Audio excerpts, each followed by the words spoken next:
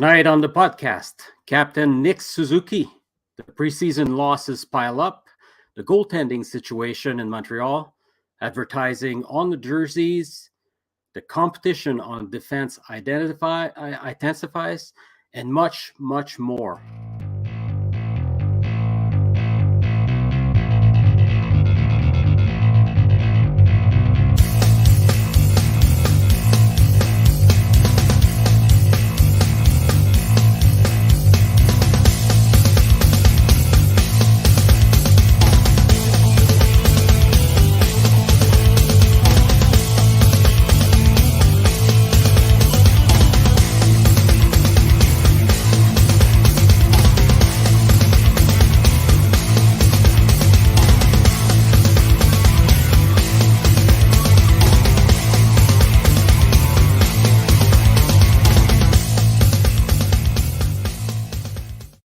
Evening, Habs fans. Well, that was quite the game we just witnessed. By the way, it's our first anniversary for Cheering the Logo. A year ago, we started that website, cheeringthelogo.ca.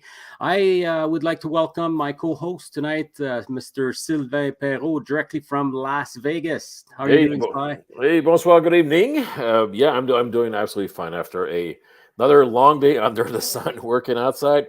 Can't complain of the weather here, but happy to be there. Happy to celebrate this first year of Cheering the Logo with you. I know how hard you work to get this going, and I'm just humbly happy to be part of it with a team of writer and everything. I'll be the co-host of the podcast as often as I can. Try to write also, but just happy to share my opinion and be a little bit philosophical of what's going to happen with the Habs this year, because I think we're going to have to be very philosophical and patient. So, I agree. I want to take a minute to thank all our readers, our followers on all platforms, on Facebook, on Twitter, and we also have Instagram. I started a TikTok. I haven't used it yet, but we started that too. So go to cheeringthelogo.ca. I want to thank Bob Trask, one of our writers, Marc-André Brault, another one of our contributors, Jag, or Larry, he prefers Jag, who joined us fairly recently, and of course you, Sly, for your work in the background. And also I know that you'd like to start writing as soon as you get a chance, and you will be helping with the podcast if you're scheduled. I'm trying to get Sly to retire, to tell you the truth, but I've been unsuccessful so far, and I can't pay him enough for him to take that early retirement. As they say in politics, 4 more years.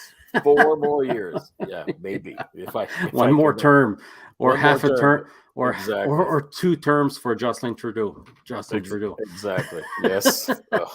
Poor guy. So, Sly, let's jump right into it. Tonight was the first night that we could see Nick Suzuki wearing the C on his jersey. We know that he was named the new team captain, the youngest captain in Habs history.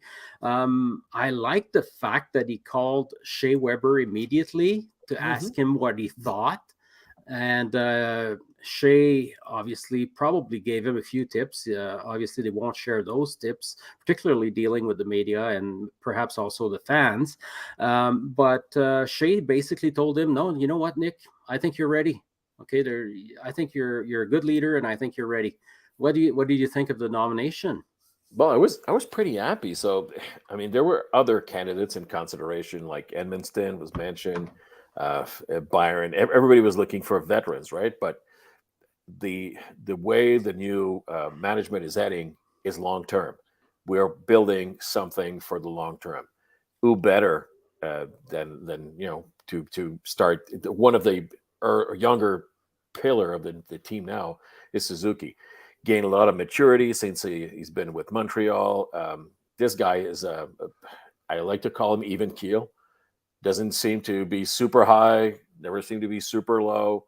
And this is the kind of guy you want in the dressing room also, because especially over the next couple of years, he's going to have to be the young veteran among a bunch of kids, and most of the nights it's not going to be easy. So you want a guy who it's not going to affect his play as much. And I think they evaluated that a long time to see if the pressure would start to strangle him and prevent him for doing playing the way he used to do. But those who watched the game tonight against Ottawa, you saw Nick Suzuki being Nick Suzuki with the C Yeah, on I his don't think it's jersey. affecting his game at all. I don't think it Mm-mm. will affect it either. I do believe that Shea probably passed along some pretty good advice, dealing, and I mean, he will be criticized at some point. Unfortunately, I don't want to spend a lot of time on the language issue. I think that was overblown by a few people, mostly from outside of hockey, who put Always the politics same into it. people. Yep. Yeah, but I think that he is making an effort, learning a little bit of French, but you don't need to speak a lot of French. Just say merci at the end of an interview or something like that. Perhaps throw in a couple words here and there. But I think that the guy is ready. I mean, at first I wanted Brendan Gallagher. I will admit that I have a soft spot for Brendan, but with the tough year that he's had last year, I don't think that Gallagher actually is the one who needs that added pressure at this point. I think Gally needs to focus on bouncing back in his career. He will still be one of the leaders in the dressing room regardless, No, and he completely. will be helping out Suzuki big time, and so will Joel Edmondson, who's the other alternate captain too on that team. The two veterans will be there to help support Suzuki, and I don't see that affecting his game whatsoever. No, me too. I'm super happy, and the fact that he's the youngest in the history, it's a new sign of the times for the Montreal Canadiens. And once I know Gallagher is gone, I'm pretty darn sure it's going to be another kind of the youngster new breed that's going to be an assistant, and so on and so forth. But hey, speaking of Gallagher, in the preseason games, this guy is rebirth, getting a He's on rebirth fire, now. actually. He's on fire. He's healthy, so that is something to consider. And then I think he's kind of relief of a bunch of things. And yeah, he had a lot of his on his shoulder last year, and yeah, now he's going to be a solid contributor for the Montreal Canadiens. 30 goals, maybe not, but definitely he's gonna get his his load of points, so for sure. I think that the fact that look what COVID did, the pandemic did on the Canadians players in general. Look what that between COVID, the tight schedules that they've had. Um, the travel when they had the all Canadian division, it's not the entire NHL that had to go through all that. They went to the same number of games, same number of days, but everybody else was so cluttered into the same area they could almost drive from one game to another, right? Yeah, Well, literally. in Canada they had to fly all across the country, and also that long playoff run, but combined with those schedules, look at the toll that it's taken on Shea Weber. His career is over. Look at the toll that it's taken on Carey Price.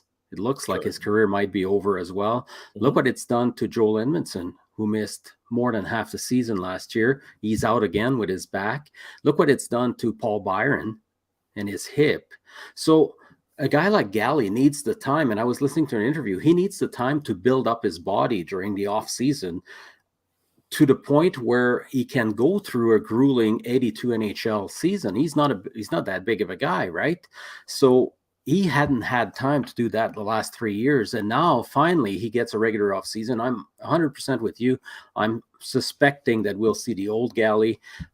Whether he gets to 30, I don't know. It will all depend on his ice time and his health. Let's face it. Oh yeah. But also, I think that it's not unreasonable to expect 25 to 30 for him. Oh, definitely. I'm super optimistic in his case. And I was going to build on what you said about the long playoff taking a toll on players. Look what it did to Offman. Offman is invisible. Mm-hmm. In his Yeah. case, it's just like I think Yeah, he his was sort of invisible last year too. So yeah, exactly. I think his Ed is already in the next city where he's going to be playing hockey. But God well, we're knows. we're already into that. We were talking about training camp, and we did speak of the record, right? The 0-5, 0-5-1. I think the Canadians are right now. Yep. But let's face it, they haven't put together an NHL lineup yet. They had 74 players at camp, which is huge. Too many, in my opinion, but the first camp for the duo of Jeff Gorton and Kent Hughes. But now they're cutting it down. Now they cut 4 more today, and they're down to 30 players plus 3 injured, I believe. So we're getting down to a decent number, and I have a feeling that after tonight's game, the back-to-back we talked about, I think that we should see more cuts probably tomorrow. There's just a couple of games remaining. Yeah, there still was like 30, 34, 36 players still on roster. There's the equivalent of 2 teams there. So but now Armia apparently got injured tonight. Eineman sounds like he got injured tonight. Not that I was putting Eineman in the starting lineup at the beginning of the year, but Armia, that may if it's just missing a game or two, that's fine. If not, that creates a spot for maybe one of the kids to stay up there. But like you said, it's not an NHL, a full NHL lineup. There was like 4 players probably tonight who won't make, just as forwards, who won't be there, and it makes a huge difference if you play a team like Ottawa who had 15 regular players in their lineup. I think Montreal was 9, so it's a huge difference, and it wasn't bad. I mean, They did for the well. forwards, they did pretty well. Defense is what it is. It's going to be that. I mean, Goulet played a super good game until he, kind of, tried to dribble the puck and everything, lost the puck, and that was the 5th goal for Ottawa. That was it. But it's going to happen during the year. But for the most part, he played a You want solid young game. guys, you gotta expect some mistakes. Yeah, Jack-Eye, 1 fight, 1 goal. 1 This assist is away all from the Gordie Howe hat trick. exactly. Harris played a good game, so we're going to get that night after night. Edmonton's going to come back. Who else? Madison was not in the lineup tonight. Barron has been playing well the last couple of games. Yeah, and Montembeault played an okay game. There's a couple of goals. He couldn't do absolutely nothing against that. But this is going to be our season. Now, our records, like, it's pretty shitty right now, but they're going to win. They're going to finish probably down the last 5 teams. But I'm still happy with what I'm seeing right now, because Martin Saint-Louis and the management are not going to deviate from what they told us at the beginning. We're going to have some rough patches. We may have lost 10 in a row at one point, but the kids are going to get their chance over there, and they're going to have he's going to have the maximum for every player. So absolutely. And then you look at Ottawa, as you mentioned, they basically had pretty much their NHL roster tonight. almost, And the Canadians had their first line, okay, with Slavkovsky playing with Suzuki and Caulfield. But their second line was basically what is penciled in as the 4th line tonight anyway, okay? yeah, but they're playing super They had well. Pitlick, they had Armia, and then they had Evans on that, and that was basically their second line. So, and look how they held up against apparently a strong Ottawa team, from what everybody says. So I think that I can't wait to see, because the next 2 games we should see pretty much the full roster. So we'll have a better idea. If there are a couple injuries, it's not that big a deal, because the Canadians already have too many forwards anyway. And they do have plenty of young defensemen that can make that team. And the battle, I want to talk about it a little bit, about the battle on defense for those young defensemen. We know that the Canadians have David Savard. We know that they have Joel Edmondson if he's healthy. We know that they'll have Mike Matheson there, and they know that then Dennis Rodman, no, Chris Weidman will be there as well. Okay, so there's 4 spots on the 7 defensemen that will be there. So that leaves 3 spots for the young guys so far. And if Edmondson is not ready to go, that's a 4th spot possibly for a defenseman.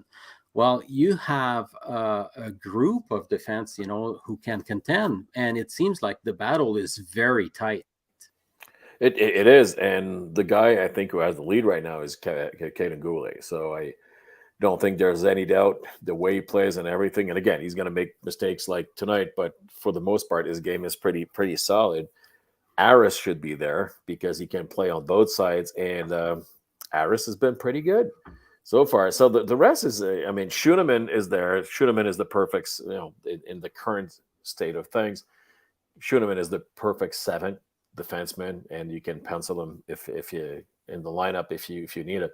For me, the question is Barron, Jacky, and Leskinen. Leskinen has played very well in the last two games that he's been in.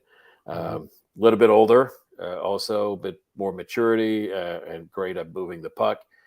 Barron, I think, needs more mileage. He needs to play on the first pair of defensemen over in Laval for part of the season. But remember what they said also, there's going to be a rotation between these guys. So whoever starts the year among these young defensemen may not be there at Christmas, or may play 10 games, go down for 10 games, and we've haven't seen that much of that. We've seen that like many years ago when the Montreal Canadiens had a bunch of youngsters, and they can rotate them without the risk of losing him to Waivers. the waivers. Yeah, Yeah. and but I think Schuneman is not waiver exempt, Bowie and Leskinen. So the rest you can just roll with them. And Yeah, I agree with you, and I like the idea. So, I mean, you and I are from the old school. We remember the old days when, the Canadians would call up a young guy, and whether it be because of an injury or whatever, just to give him a taste or to test where he's at in his development, yep, and give him a taste of first class tickets, give him a taste of the first class hotels, what the NHL is all about, and then after that, send them back down on the bus.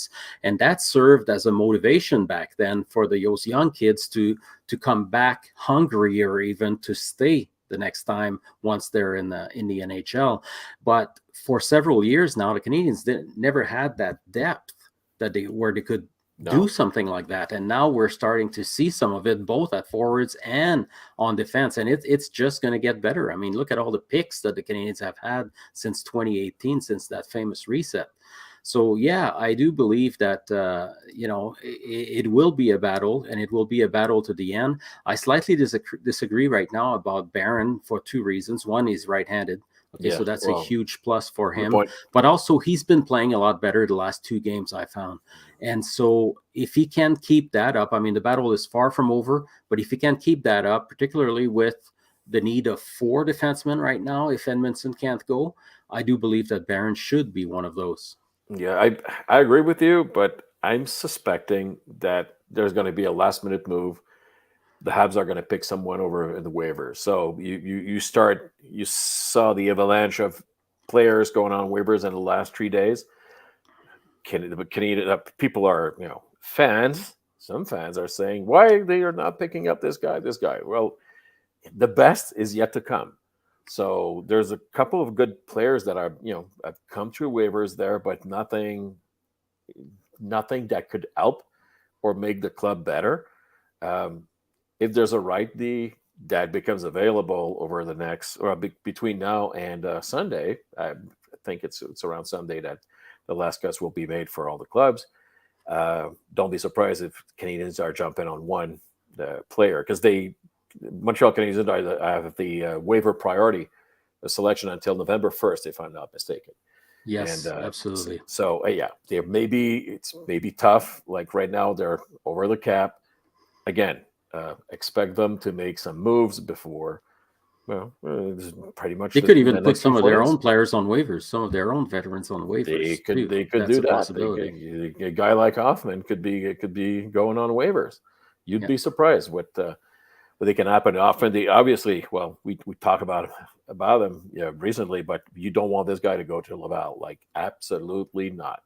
He could be So loaned to another AHL team. That's they could possible do too. that. We've seen that in the past, but it's interesting. There's a battle. It's a battle with kids. It's not a battle for mediocrity.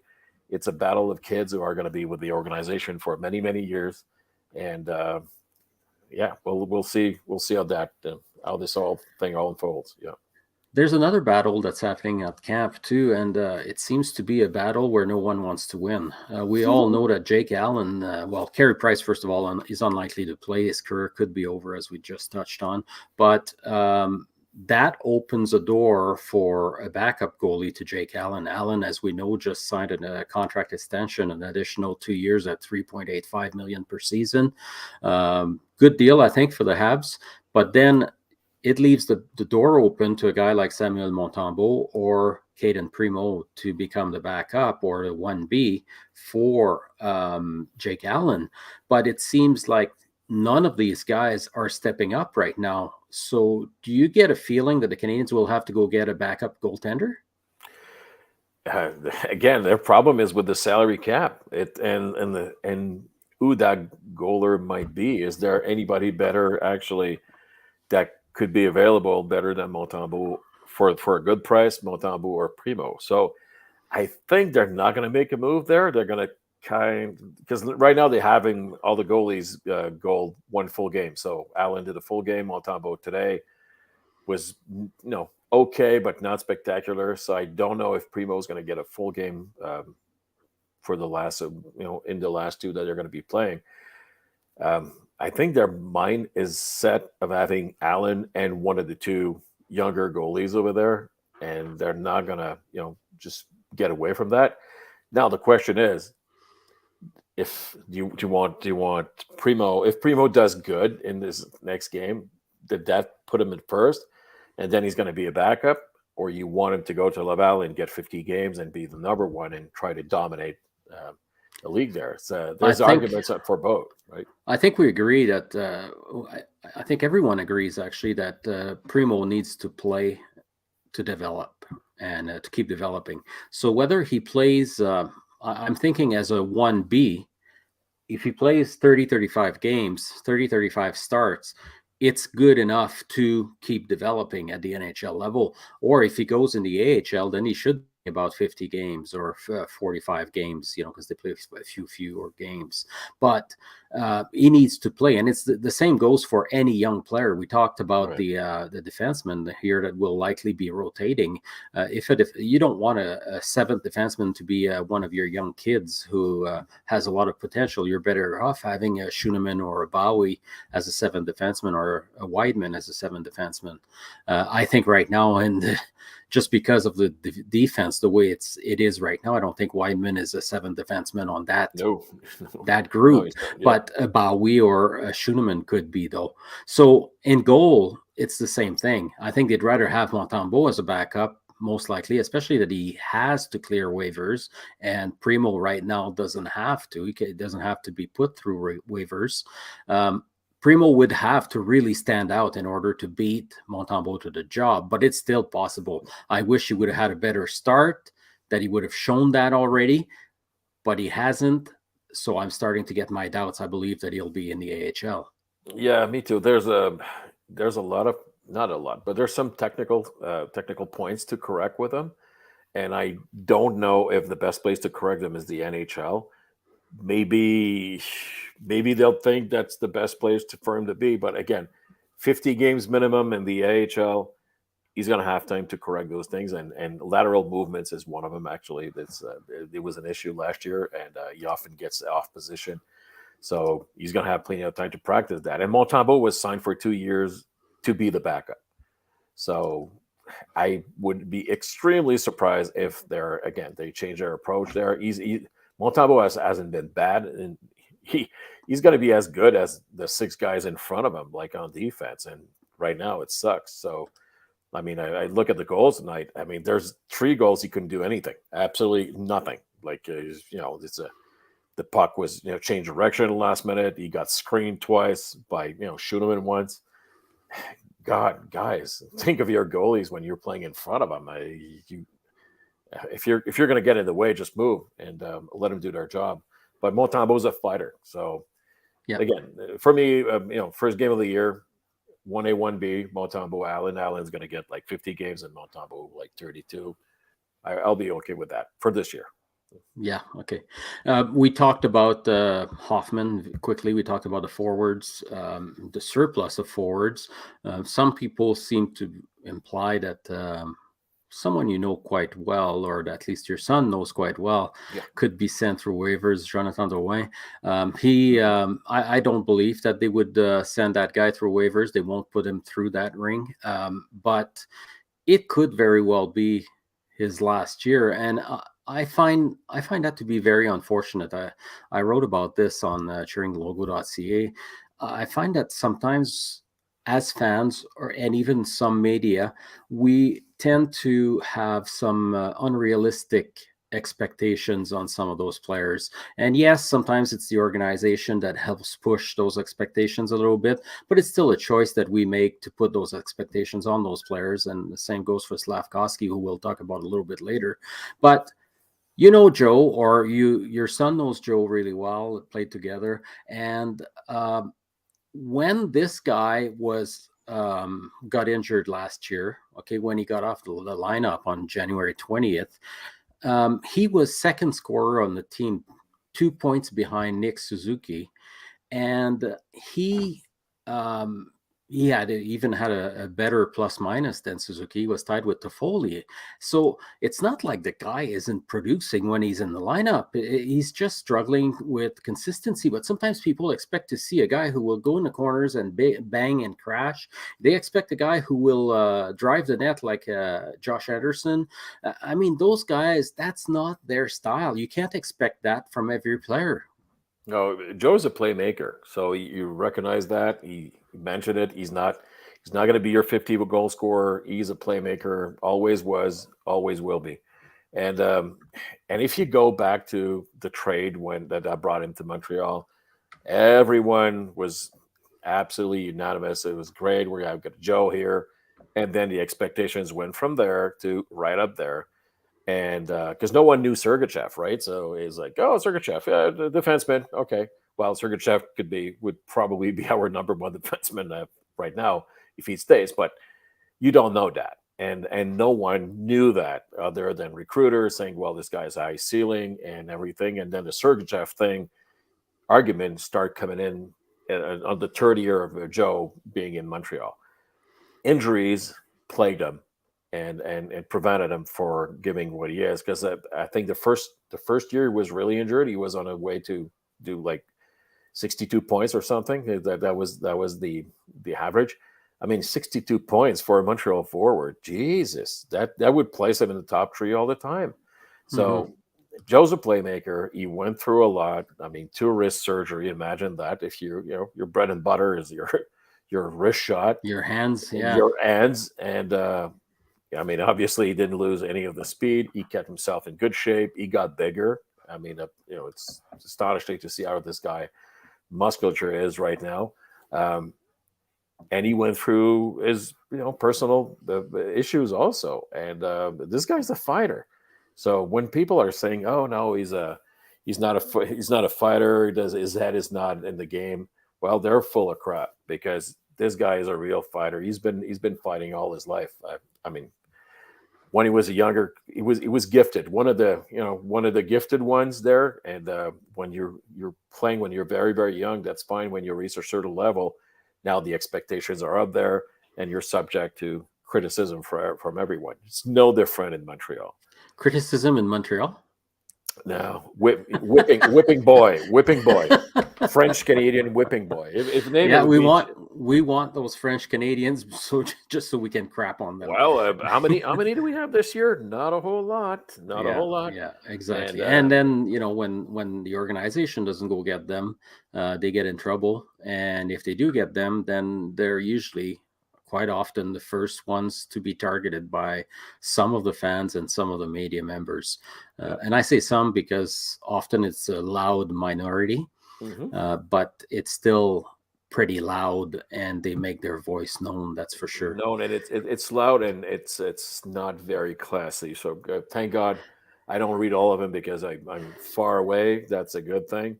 But my expectations are wishes for Joe. I wish he stays healthy, and that's the only wish. If he stays healthy, you're going to see something very interesting going on there. So his first game yesterday, people said, "Oh, first period, they already started." I saw some comments there.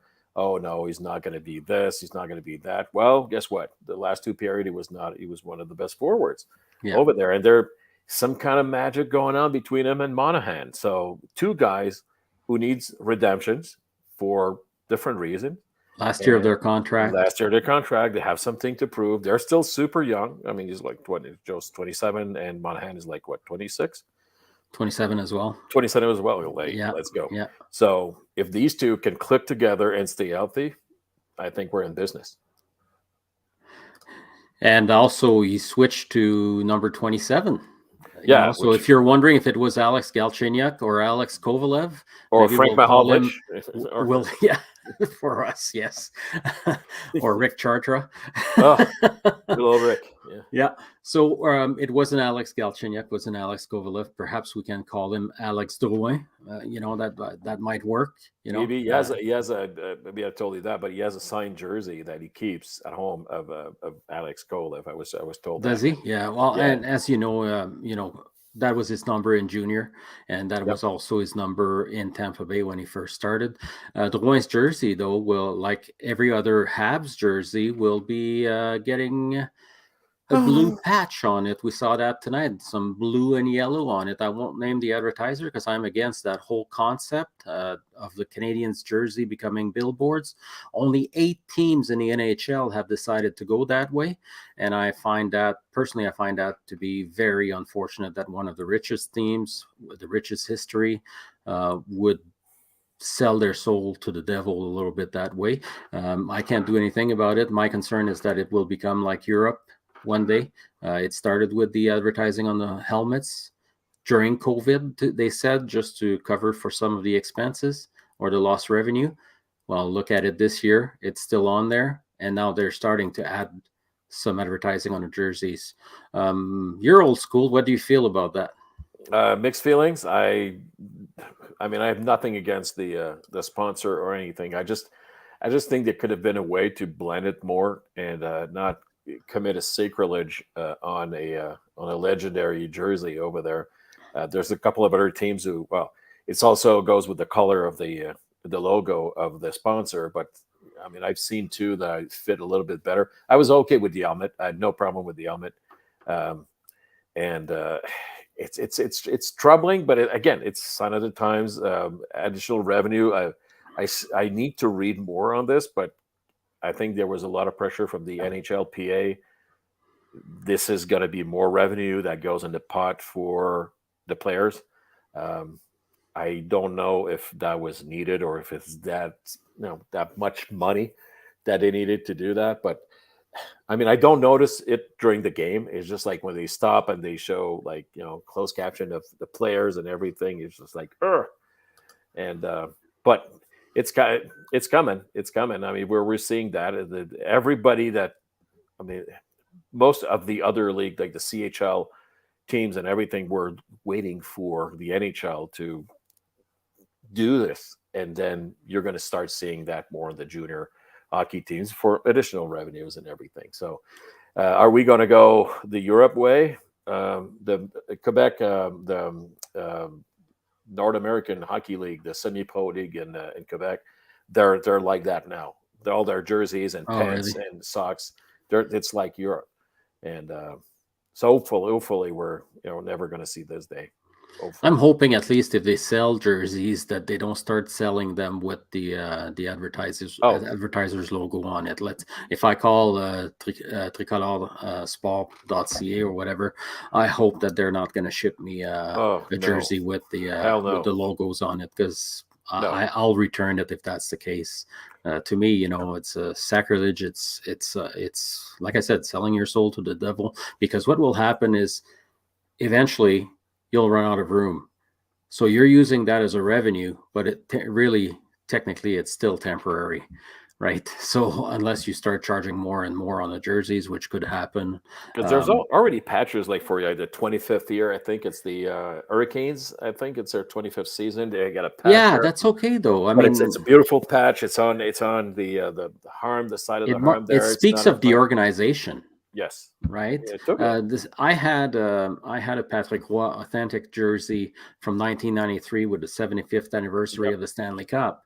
That's when he won the MVP, and I put it up for a draw, and our friend Yannick Gagné won it. And he proudly wears it once in a while, but he's looking at framing it. But anyway, that patch. But that apparently, patch was for that. Or maybe we can convince them to put cheering logo or the podcast logo on their jerseys, the yeah, Canadians. That I wouldn't mind. you're going to be writing a couple nice checks there. Yes, I'm sure I will. Speaking of numbers, there's two new numbers that joined, number 77 and number 91. It looks like the Canadians are they went shopping for centers this summer. We know that Kirby Doc came in. Alexander Romanov got traded for the 13th overall pick from the Islanders, and then they flipped that to get Kirby Doc. And so far at camp, Doc has been exceptional. Sean Monahan, the Canadians got a first-round pick with him, and they basically gave nothing in return, future considerations. Both of them, actually, Monahan played his first game last night and looked pretty good, I have to say. Like you mentioned, the chemistry he seemed to be developing with Joe, and it looks like the Canadians are in decent shape at center if both these guys start playing to their potential. Oh, I'm so happy. Doc is someone that we've been looking at for many years. Injuries just slowed down his development, and his teammates in Chicago were sad to see him go. And I can't recall, is that DeBrincat who said today, or one of the Chicago players, that this guy has every talent, and DeBrincat did. So he's gonna blossom with Martin St. Louis in the organization. He has done pretty well for the guy. He started very slow, and catching up. He has been injured and hasn't played a lot of games. Needs to work on his face-off. I think that's one of his weakness.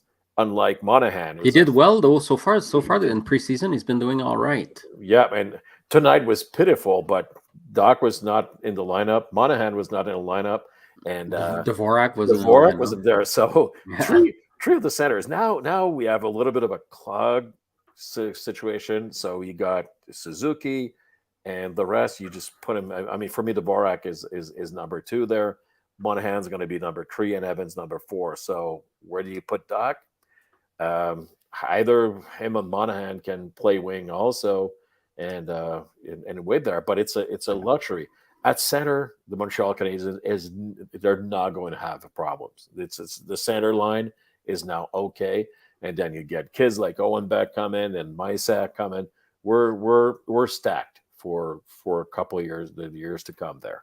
So that is looks like Anne DeBlois, one of our faithful followers on Twitter and on cheeringlogo.ca, she's saying that Brendan Gignac and Owen Beck were sent down after the game. So okay, you see, I'd hope that I know that Brendan is actually another kid from Repentigny, from my hometown. He played for me when he was at home Pee-wee. Yeah. So he was a bit younger, so we brought him. We called him up. So another of the hometown boys with Laurent Dauphin and other some of their kids there. But he has a solid camp, so he's going to be looked at.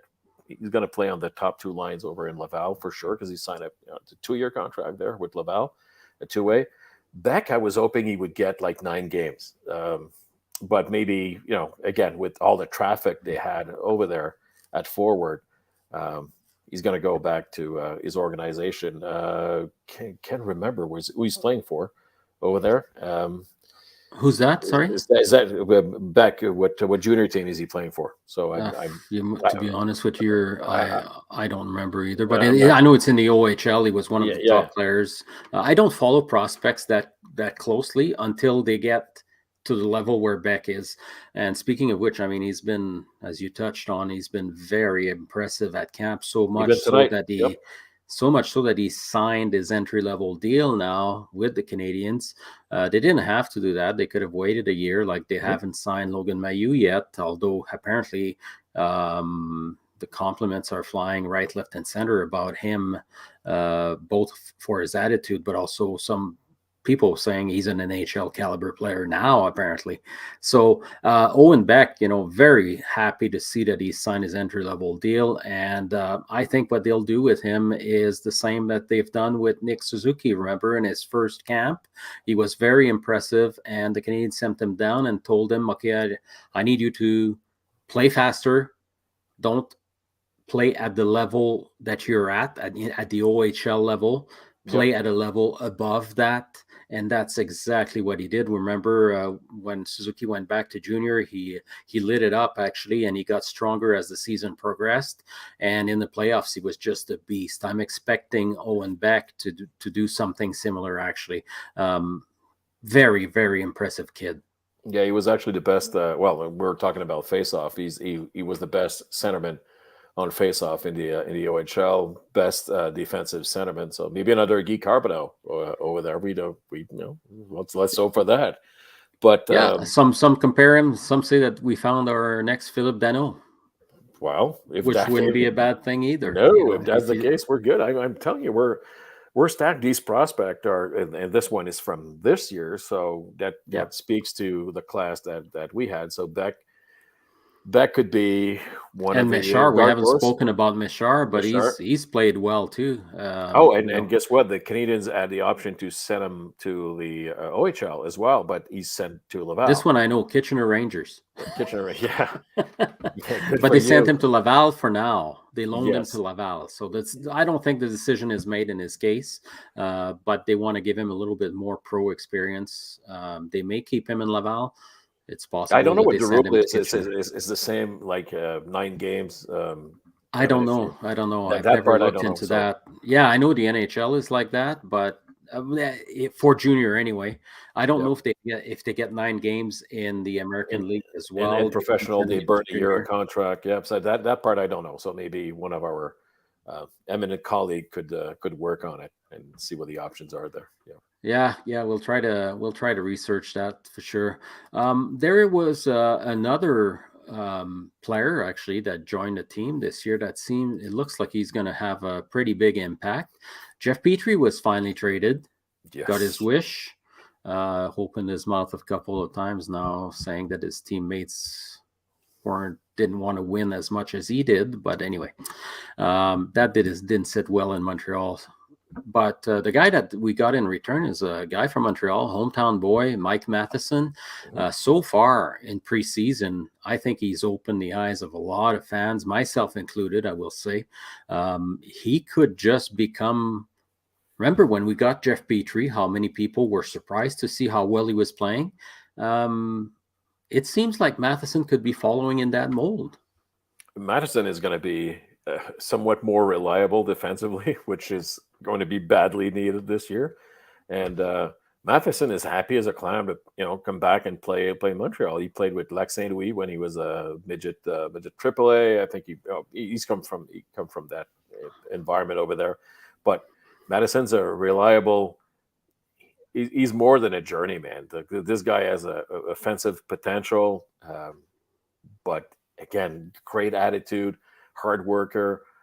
Everybody appreciated him everywhere he went, and he never made a comment about like him wanted to play or win more than. I mean, that thing when I kind of heard that, I said, "Holy crap, Jeff! Come on, just you did enough. Just Well, you asked for the trade. Your new GM accommodated you.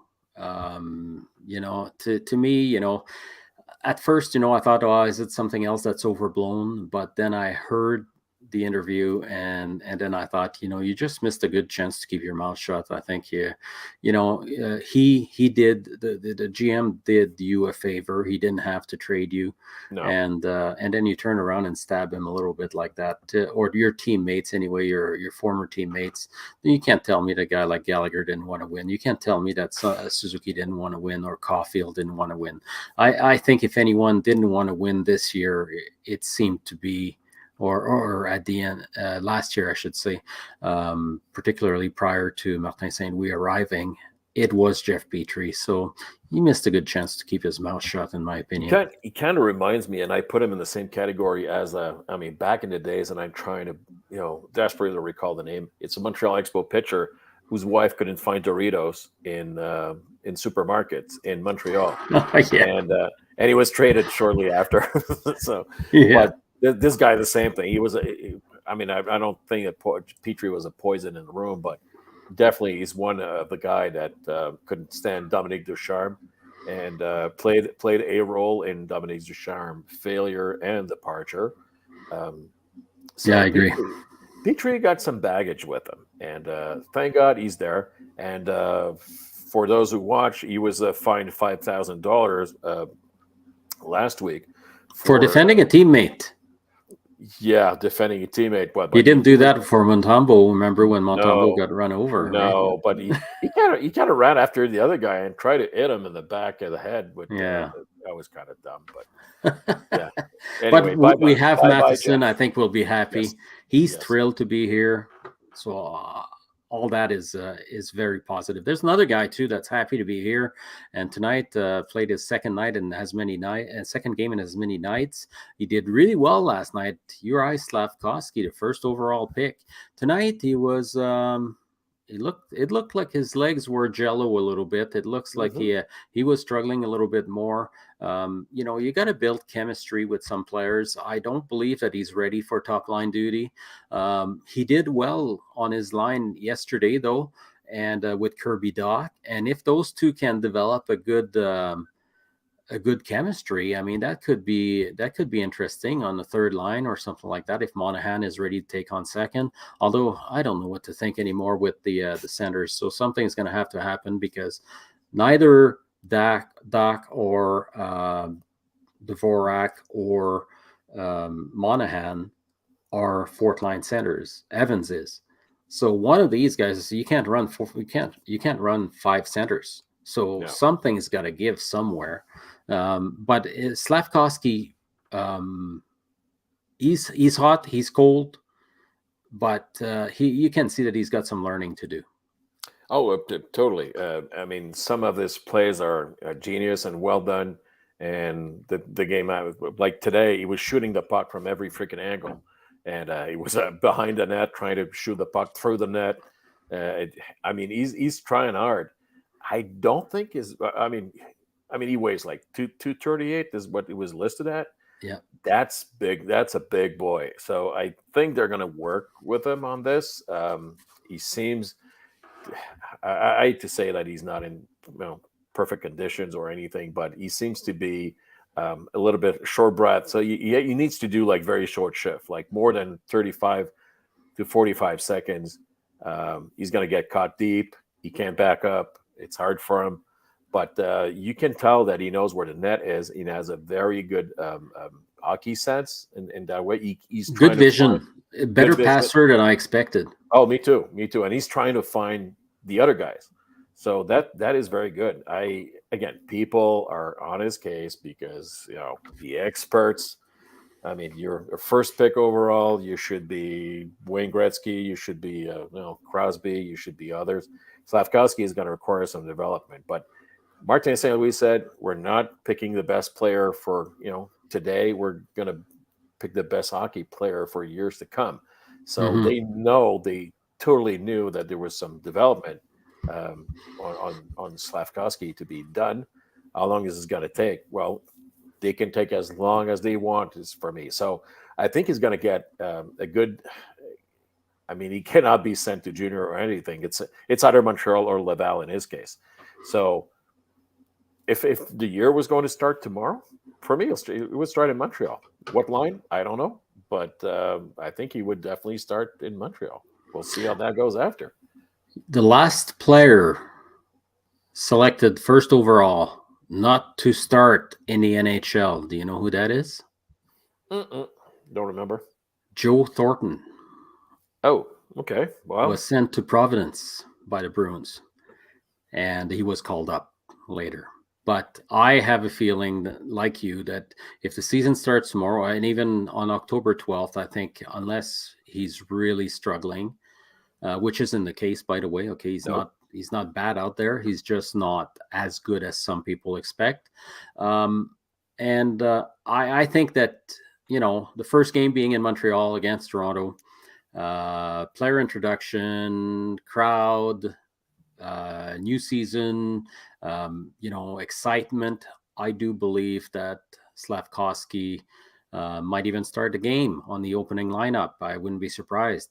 Me too. Um, And they don't have to. but It doesn't have to go to waivers, so that's fine. Let him how have long him. he stays, though, Yeah. I think that he could be one of those guys that goes down and works on some stuff and comes back up, and depending on injuries and all that, I think he's going to be like several other young Canadians, and he will spend time between Laval and Montreal. And can you imagine the team that Laval's going to have? Can you imagine the crowds? They don't need Slavkovsky to sell tickets, but if they know, remember when Caulfield was sent down? What it did to Laval. I mean, people were so thrilled to go watch the Yep. Rocket play and to watch Caulfield play. And did he ever put up a show when he was there? And so Slavkovsky would likely do something similar. And I think that guy is a good player. I think that they have a good player in their hands. Like you, I do believe that he's a little bit heavy. I don't think that's a lack of conditioning. I think it's just that his lower body looks so thick. Okay, he's worked out so much on his legs. That's what it looks like. That's what gives him his stability, his powerful stride, and his control of the puck. But I do believe that he would be better off at about 220, 225, in my opinion. He would be even faster. And he doesn't need to perhaps redistribute the weight a little bit, be a little bit stronger in the upper body too. I think that this guy will be a special player for many years to come in Montreal. I totally agree. I like him already. I like his presence when he's on the ice. You notice it not only because of this size, but he's occupying a lot of space and where he's playing. So yeah, and again, and I talked about it in the past. I like guys who bring something different to the team. Mm-hmm. I think we're still small on the wings. Our centers, I mean, Suzuki and Evans are in big monsters. They're like 6'1", but Doc Monahan, Dvorak, they're big boys. So, and Owen Beck is going to be, he's 6.5, and he's going to weigh probably 205 when he comes back to the team. So we're getting bigger in the center line. We need to get bigger on the wings. I mean, Anderson and Slav are the big boys over there, but we're still small. So he's bringing something that Anderson doesn't really have. Slavkovsky, I think, is going to be a way better scorer than Anderson is. And yeah, let's go. I'm super happy. So comes October 12th, please. It's what, 8 days from now. I Yeah, just can't 8 days wait. from today. I just can't wait for a season with no expectations to start. That's kind of crazy. But Let's hope the fans keep their promise. Everybody's saying, yeah, okay, we can suffer through another tough season. I think personally that if we take that approach as fans, for one thing, we risk there's lesser risk to be disappointed and to be frustrated and to be mad at the team, but also there's a bigger chance of pleasant surprise. So if you keep your expectation realistic, your expectations low, you could very well be surprised. In my personal opinion, and this is not a professional opinion by any means, we've been watching hockey and playing and coaching and refereeing and doing all that for, 45 plus years, 50 years. But we're no experts in it. Our opinion is no better than yours, folks. But in my personal opinion, I do believe that the Canadians will be closer in points to a playoff spot than they will be to the basement, the very basement. So I'm suspecting that they will be maybe in the if you separate them in quarters, they'll be between the half and the three quarters of the league, in my opinion. So I think we'll be pleasantly surprised particularly if this team stays healthy. yeah, I'm kind of with you there, but I still think they're going to be in the down, down, down in the top, in the low 4 or 5. I mean, Arizona doesn't have any expectations. Obviously, well, they expect to finish last. They'll be battling with Chicago and Philadelphia for all we know over there. The Habs I think they're better already than these three teams. So they're going to be somewhere around there in Seattle, and yeah, and then there's going to be a catastrophe elsewhere in the NHL. There's always a team who crashes at one point, so that will place us well for the next draft, also in the lottery. But I mean, just let's have fun. Let's watch these kids like starting to play together, and this really the first wave of the new kids, right, that are coming, and some of them are from Bergevin's era, some are from the new era, and they'll keep coming in waves for the next 2 3 years. So let's start this year on the right foot, and set the expectations right. Have some fun. Yeah, yeah, absolutely. Now, do you expect any roster moves now from now on? I mean, you touched quickly on yeah, I mean there are too many forwards, and unless there are some injuries, we talked about Armia that got hurt. We talked about Heineman. Heineman that got hurt. Jake Evans actually went into the boards quite hard. Oh, good lord. He stayed in the game, but who knows? Sometimes the ill effects from something like that happen a little bit later Yeah. on at night or overnight. So, unless injuries, do you anticipate any moves? Perhaps picking up a waiver player, a defenseman, like you mentioned. That's the only thing I can see. They don't need to fill any need at forwards. It's going to be at D. So if they can pick one, they're going to have to let go one at the end. I mean, we're not close to the 50 contracts. That is not a problem. The problem is the salary cap, which they always have. They already have a situation to manage with the salary cap right now. So, yeah, I'm truly expecting them to pick a right D somewhere and look for extras over in our and the Hurricanes. They do have a couple guys they're going to have to need to make decisions there. The rain, Speaking, yeah, I just want to add to that. Actually, the Hurricanes, I was reading about it. They signed Calvin DeHaan, who they had on a PTO. yeah, And also, Don Waddell is saying that Jake Gardiner is coming back this year, too. That's $4 million. They're already $2.6 million over the cap. yeah, and So they they have will like have to do 8 or 9 something, too. NHL defensemen there. So in their case, they have a surplus. So Keep an eye maybe, on Ethan Bear. I yep, keep saying that right-handed defenseman, 25 years old. yeah, Um, never really found his spot there in an already crowded brigade over there. So yeah, long story, long answer. Short answer is yes. There will be. I'm convinced it's going to be on defense. Um, but are some guys going to go somewhere? I'm hoping Hoffman will be let go, but how is it going to happen, right? So I see only him being tossed out before the end of the beginning of the season. Yeah. I kind of wish he would have scored a couple of goals last game. He came close on the power play. They were setting him up right, left, and center for the one timer. Hit a post once. He looked like he was finding his game a little bit. If he can score a few goals, I'm not saying that he will be getting the Canadians, that teams will line up to trade with the Canadians for him, but at least it may not up his value, but a team could take a flyer on him at least. So he's got, as we know, he's got this year at $4.5 million and next year at $4.5 million cap hit. So that might be a little tough, but let's hope that they manage to do something that's satisfying for both he and the team as well. Totally. Yep. Well, Sly, we're already at the end. It's been a long day for you. Yeah. Time to go to For bed. Time to go yeah, to bed. well, we're pretty happy that we are in the Pacific time zone here, both Yes. Sly and I, because Yeah. there's no way we could stay up till 10 o'clock at night to do a show like this. I mean, Mm-mm. Oh no. we'd Not have to do that in our PJs and a pillow on the side of our head. not definitely not sober. So yeah, Definitely not sober. no. We'd have to find some other attraction. And but it's great. It's the first of the season, officially the first of the season for us. We're going to try to do as as often as possible over there. There's not the topics are we're not going to be missing on a lot of topics this year. And and for those who watch us, cheering the logo means that we cheer the logo.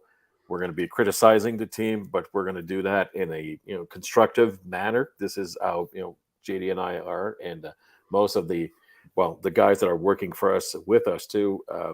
So don't expect us to start the lambasting the team or players in particular. We're just gonna If you're analyze. looking for sensation, if you're looking for controversy, this is not a podcast or this is not a website for you, because we are, yes, we call it like it is. Mm-hmm.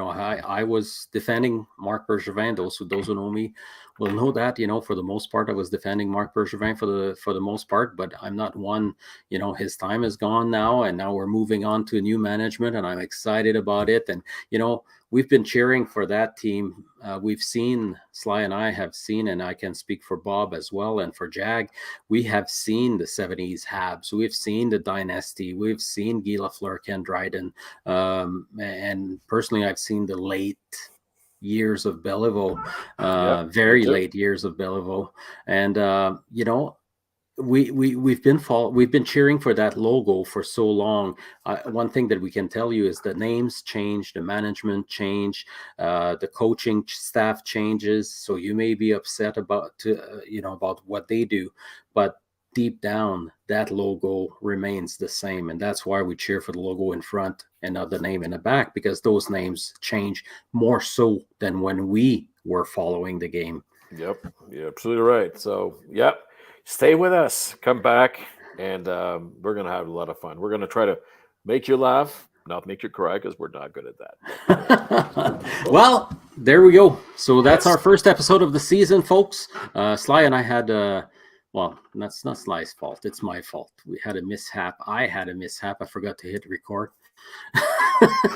We had a whole show like this that we recorded thinking that, yeah, that's it. We got our first show done, and turned out that it was a practice shot. So we but it will wasn't try black to. and white. It wasn't black and white too. So we kind of Well, sometimes it's better, right? We got a perfect face for radio. So, Oh yeah, totally. My so haircut is perfect for radio. Yeah. have a good night, folks. And here's to a second year with cheering the logo. And we will get back to you hopefully next week. Go Habs, go. Yes. Go.